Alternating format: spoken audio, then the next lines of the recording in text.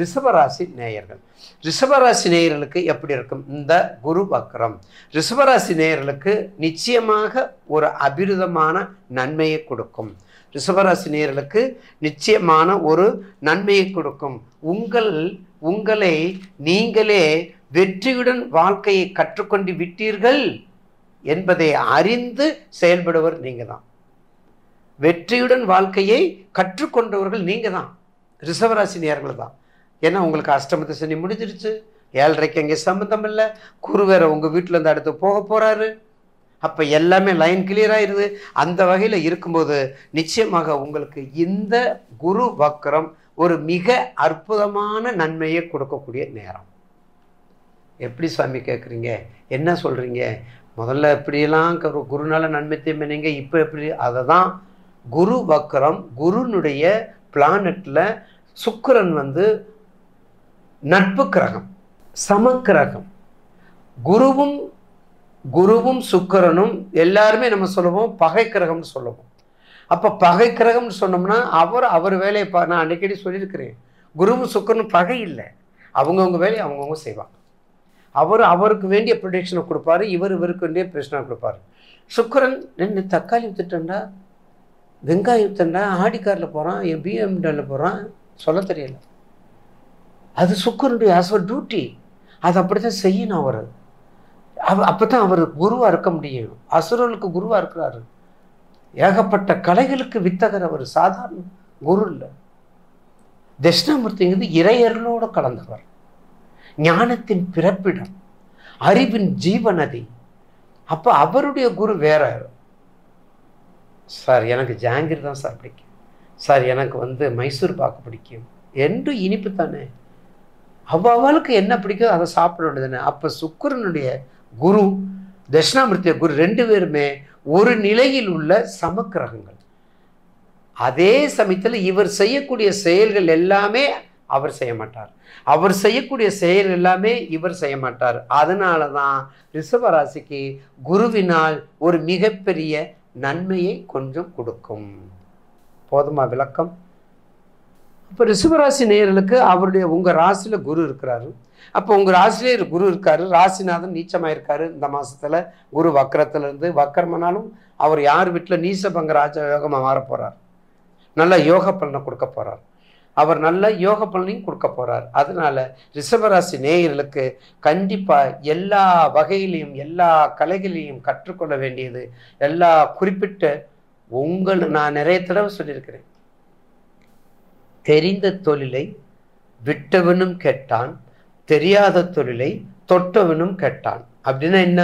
நிச்சயமாக நீங்கள் ஒரு நல்ல தொழிலை செய்யும் பொழுது உங்களுடைய ராசிக்கேற்ற தொழிலை, அதுக்கு பேர் தான். அப்போ ராசிக்கேற்ற தொழில் என்னது? கண்டிப்பாக உங்களுடைய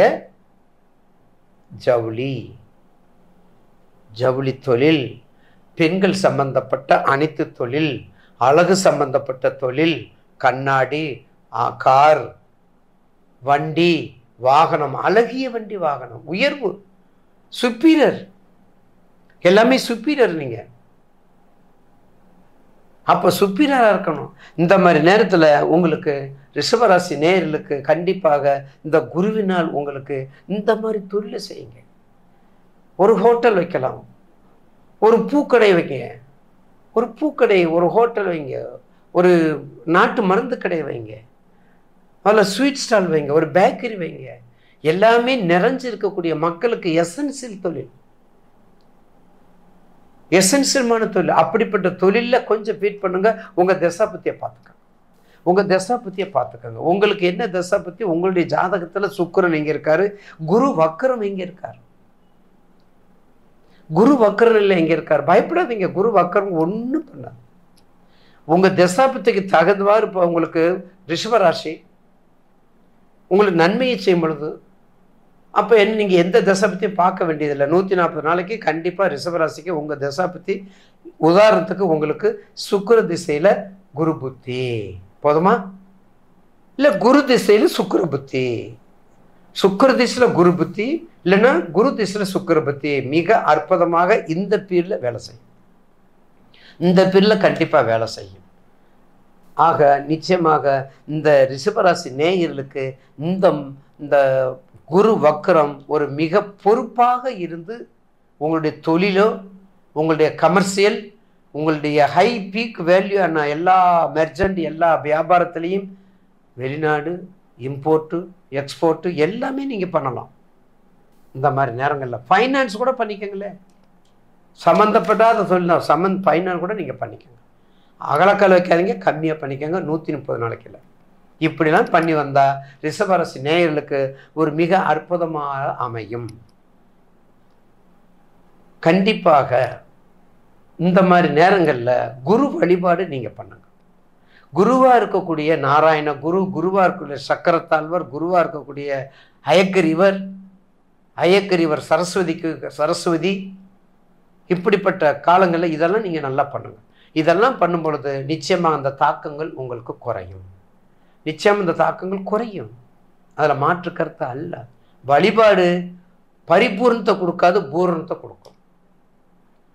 உங்களுக்கு தசாபதி அட்டமாதிபதியா, ருணம் சத்துருஸ்தானமா, இல்லை திரிகோணாதிபதியா, கேந்திராதிபதியா, இதெல்லாம் பாருங்க. பார்த்துக்கிட்டு நீங்கள் இதை செஞ்சீங்கன்னா நிச்சயமாக பிரார்த்தனை மூலம் முழு பரிபூர்ணத்தை கொடுக்காது, பூரணத்தை கொடுக்கும். வெற்றியை கொடுக்காது, வெற்றிக்கான அந்த தகுதியை கொடுக்கும், அந்த வழிகாட்டுதலை கொடுக்கும். எனவே தயவு செய்து ரிஷபராசி நேயர்கள் கண்டிப்பாக கொஞ்சம் உற்சாகத்தோடு நீங்கள் வேலை செய்யலாம்.